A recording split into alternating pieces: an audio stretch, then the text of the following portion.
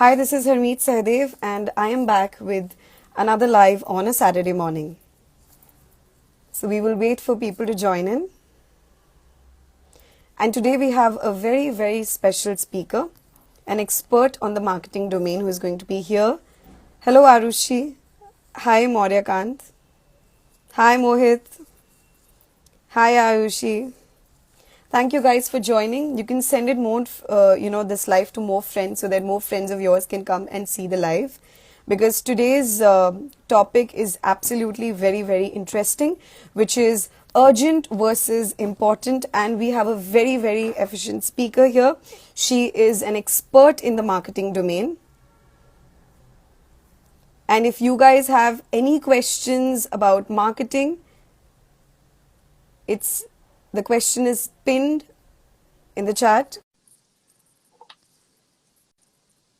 So if you have any questions about MBA, if you really want to know if you're an MBA aspirant, if you're an MBA material, hi, I'm Alvika.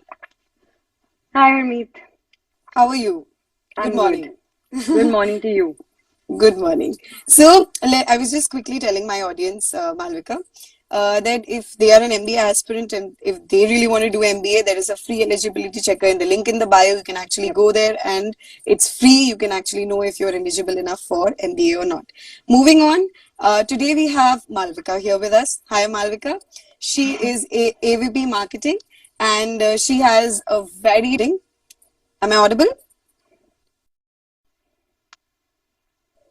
Yeah. I think you broke off for a second, but you're okay now. I think it was an internet problem. But having said that, she's Malvika, she's AVP marketing, and she has a rich and varied experience in the field of marketing. She's worked in companies like CED, Infosys, and she was an entrepreneur in Ikinaki, and of course now Sunstone.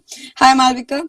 Tell us something. My first question to you is, tell us something about the different parameters in marketing domains. What are the different career options if one starts from the scratch? Okay, so how I think, like my opinion on what marketing really entails is, okay, so to understand that, first of all, it's important to understand what a business really is. A business is a pursuit where a few people decide to, say, for example, create a product that they think that people can benefit from, drive value from, and the hope is that they would exchange money to be able to use that product.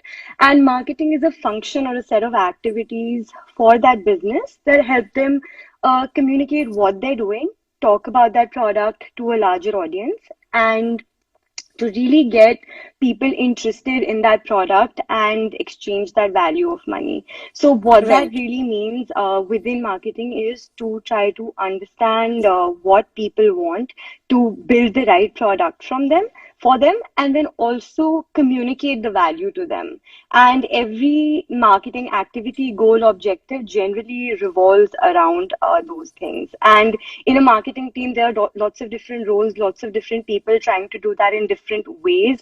For example, some people are trying to communicate better through content. They're creating more content. You're also, for example, put these amazing lives together for students to know more about Sunstone, to know more about MBA, etc. Because we're trying to get them to understand what they can expect, from doing an MBA here. And at the same time, there are people who are, making that interface better, trying to, get that product better. So I feel that those are the two different things that the marketing team pursues. Right. Moving on, my second question to you is a very common question from almost all the students out there, because we offer specializations in marketing and sales. So people want to know, what is the difference between both? For most of the people who don't know these two domains, they think they both are the same. So what do you have to say about that, marketing and sales? So, marketing is basically, it's a bigger objective. So there are, you kind of like want to build a brand, you want to communicate better. Sales is, it's basically getting a very short-term benefit to make that sales happen. And those are the key differences. The teams are kind of like, for example, at Sunstone, I can say that. We have teams, the marketing team that goes out there and creates enough, communication, enough awareness around the product. But in our case, we don't have a sales team. We just have a marketing team. So Yeah.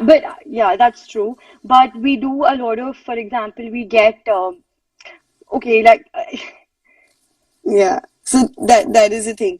But having said that, talking about differences, one very important thing I wanted to ask you was, what's the difference between a digital marketing expert and a social media expert? Because two people who don't know these two domains also think these two domains are the same. What do you have to say about that? So, social media marketing is actually a part of digital marketing. Digital marketing is using all your online channels to get people to come to know about your business and interact with your product. It includes things like SEO, optimizing your website so that more people find out about it through, maybe a Google search. You could run ads on different platforms for people to come to know about your product, etc. Whereas social media marketing is limited to your social media channels and Instagram and LinkedIn, etc. Wherever you know that your consumers are there as a community interacting, you have a chance to interact with them as a community member. So it's Right. very content driven. Whereas on the other side, digital marketing is more about conversions, and you can really optimize it to get that first awareness and draw attention, convert customers. Right. One again very common question in terms of marketing was, what is organic marketing and inorganic marketing, and how is it different?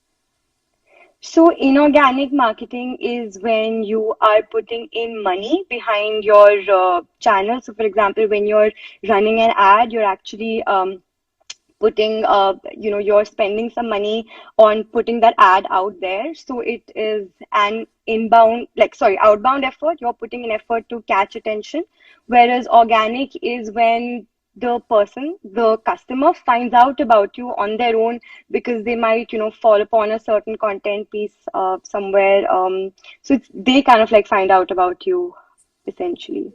Right. So which one do you prefer? Obviously organic, but how to achieve that number? How to achieve that number? So Because yeah, inorganic is something that you can, start doing on day one. So you allot small budgets, you start doing ads and campaigns, etc., and you start seeing some results.